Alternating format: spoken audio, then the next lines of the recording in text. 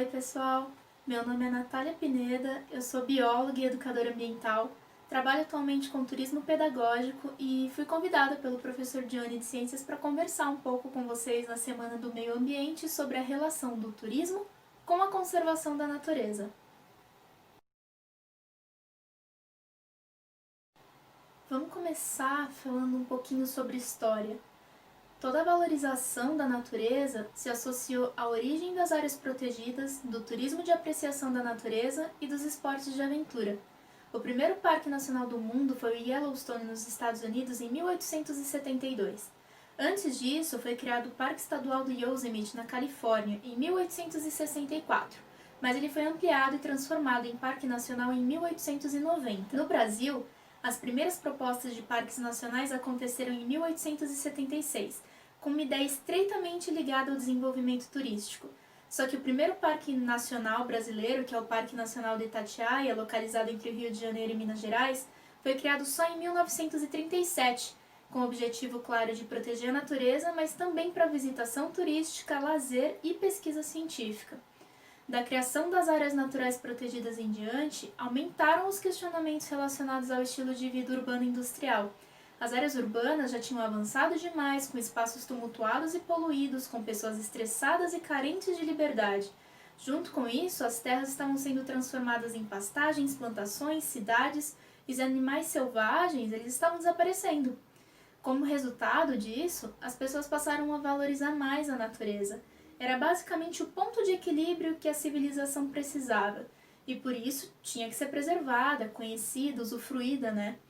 Toda essa busca por bem-estar e qualidade de vida, ela deu origem a um tipo de turismo que transformou a natureza em mais um bem de consumo. As áreas naturais se transformaram em grandes atrações, tanto para quem vive nos países onde essas áreas se encontram, quanto para turistas estrangeiros.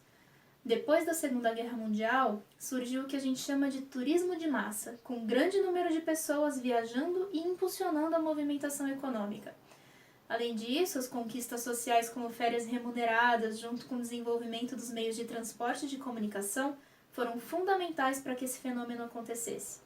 Então, durante muito tempo, o turismo ele estimulou as pessoas para uma necessidade de viajar, fazendo com que o setor tivesse um boom de crescimento, e toda a modernização por conta da necessidade dos turistas de encontrar conforto urbano nos locais visitados era entendido como um progresso para as regiões. Em meados de 1980, as preocupações com o turismo de massa em ambientes naturais começaram a levantar algumas discussões sobre as vantagens e desvantagens do turismo nessas áreas, não só em termos ambientais, mas também sociais, porque era um modelo de desenvolvimento turístico que dava claros sinais de esgotamento. Era um movimento que se mostrava poluente e destruidor por conta de estímulos à especulação imobiliária, aumento do custo de vida, destruição dos ecossistemas para a construção de grandes empreendimentos hoteleiros, estímulo a migrações e a superpopulação em áreas naturais. Todas essas ações elas impactavam negativamente o meio ambiente. Em resposta à demanda dessas populações urbanas por áreas naturais e como uma crítica ao turismo de massa, surgiu nas últimas décadas do século XX o chamado turismo ecológico, que ficou conhecido mais tarde como ecoturismo. O conceito de ecoturismo começou a ser formulado como uma estratégia capaz de unir a conservação da natureza ao desenvolvimento econômico e social local. Era uma alternativa. Ela se baseia em um turismo sustentável que respeita a capacidade de carga dos meios de acolhimento, seja em termos naturais, culturais ou sociais.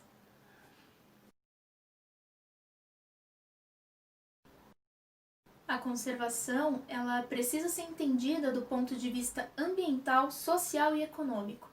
O ecoturismo, ele também parte desse mesmo tripé por meio de atividades sustentáveis, buscando sempre manter um equilíbrio entre o meio ambiente, o bem-estar da população local e a geração de lucros. Vou dar só alguns exemplos de como que o ecoturismo pode ser lucrativo para as populações locais. Em alguns países da América Central, foi apurado que uma estadia ecoturística traz de 18 a 28 vezes mais dinheiro para a economia local do que um cruzeiro de passageiros. No Quênia, o turismo relacionado com a natureza selvagem é 50 vezes mais lucrativo do que a criação de gado. Um leão pode gerar até 575 mil dólares durante a sua vida, e estima-se que uma única arara voando livre no Peru gera cerca de 4.700 dólares por ano. Ou seja, um ambiente conservado permite mais benefícios para a população local a longo prazo do que o seu uso desregulado que se esgota em poucos anos. Então, o turismo ele é visto pelas populações que consomem como uma forma de ocupação do seu tempo livre, mas para as comunidades receptoras, isso significa um crescimento na oferta de empregos e geração de renda a partir de toda a demanda turística, né? Desde transporte, alojamento, alimentação, recreação, entre várias outras coisas. Então, partindo de questões socioeconômicas, o turismo é uma alternativa muito importante para as populações locais e tradicionais, como os caiçaras, caipiras, indígenas e por aí vai. Além disso, essa participação direta da população tradicional nas atividades turísticas traz à tona a história local, atividades tradicionais, é todo um resgate cultural da região. Muitos desses trabalhos se baseiam em educação ambiental, com guias e monitores que trazem a reflexão sobre o funcionamento do meio ambiente, a dependência que temos dele, a utilização dos recursos naturais e como promover a sustentabilidade nessas áreas, né? Ou seja, o objetivo é formar cidadãos conscientes de suas ações e isso tudo a partir das vivências turísticas.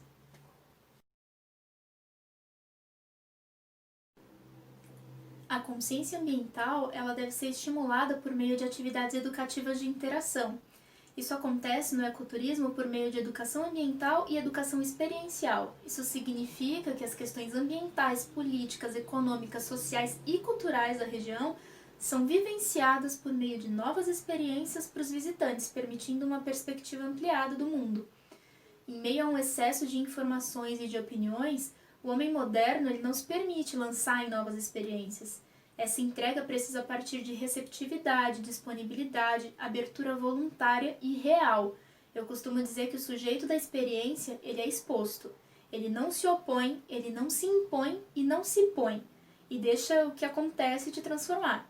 A educação tem como pressuposto a aprendizagem, mas a aprendizagem só ocorre quando há real interesse em aprender e viver aquela situação.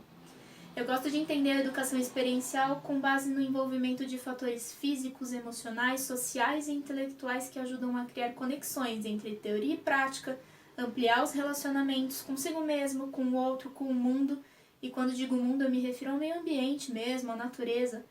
Permite consciência aumentada quanto a valores, significados e percepções.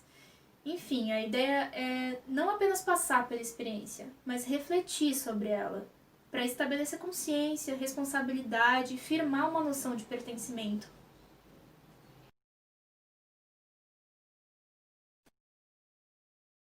Especificamente sobre conservação, o ecoturismo está associado a sentimentos de liberdade, de permissividade, de aventura, mas essa liberdade é limitada para que tenhamos oportunidade de usufruir, mas sem causar danos.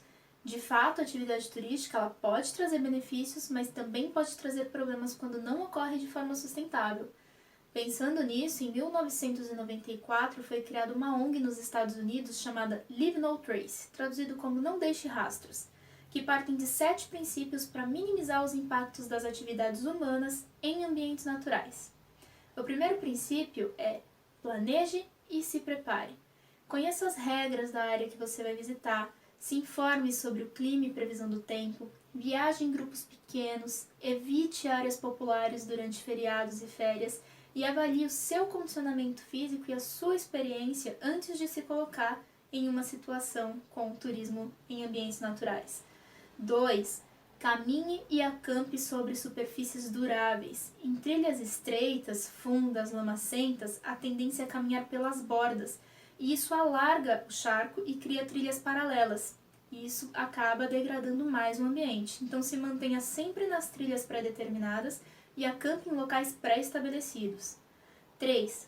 Cuide do seu lixo. Além dos resíduos sólidos demorarem muito para se degradar, os animais podem confundir esse material com alimento e ingeri-los. Além disso, vírus e outros patógenos do lixo deixado por pessoas podem sobreviver por semanas ou meses, contaminando a fauna local e as fontes de água limpa. 4. Deixe o que encontrar. A retirada de objetos encontrados na natureza é a principal causa de espécies invasoras em outros ambientes. Então, deixe plantas, pedras, galhos e conchas em seus ambientes. 5. Evite fazer fogueiras. Parece lógico, né? Fogueiras elas empobrecem o solo e podem causar incêndios gravíssimos. 6. Respeite a vida selvagem. Observe os animais à distância para a segurança de todos. Os animais silvestres eles podem transmitir doenças graves para a gente e nós também podemos transmitir doenças para eles. Esse contato pode extinguir populações inteiras. Não alimente os animais também, porque alimentá-los altera o comportamento das espécies e condiciona eles a invasões em acampamentos e casas, podendo também ser muito perigoso. E 7. Seja cortês com as pessoas. Como a gente falou, a parte social também é muito importante. Então, ande e acampe em silêncio, outras pessoas estão participando desse momento de turismo com você. Trate os moradores da área com respeito. Não entre em nenhum lugar sem pedir permissão e valorize a economia local. Como uma forma simples de resumir, eu vou parafrasear os dizeres presentes no portal do Parque Nascentes do Tietê, em Salesópolis, São Paulo. Da natureza, nada se tira a não ser fotos, nada se leva a não ser lembranças, nada se deixa a não ser pegadas e nada se queima a não ser energia. Nada se mata a não ser o tempo. Partindo disso tudo, é possível notar que o ecoturismo, quando feito de forma adequada e sustentável, com medidas para que a sua atuação não desrespeite as comunidades locais, as condições naturais e nem danifiquem a natureza, traz inúmeros benefícios para a qualidade de vida de quem pratica, estimula a conservação dos ambientes naturais, gerando receita por meio do próprio turismo, que podem ser investidas na preservação dessa área, além de estimular emprego e renda para as comunidades que vivem e dependem dessas regiões. Esse movimento traz ainda um novo significado para a natureza, sendo uma prática capaz de estreitar os laços entre homem e meio ambiente, despertando um senso ecológico e de pertencimento ao mundo natural, que tanto tem faltado para a gente atualmente. Bom, é isso, pessoal. Eu espero que vocês tenham gostado. Caso vocês tenham alguma dúvida, eu deixo aqui meu contato. Muito obrigada, se cuidem e cuidem do meio ambiente.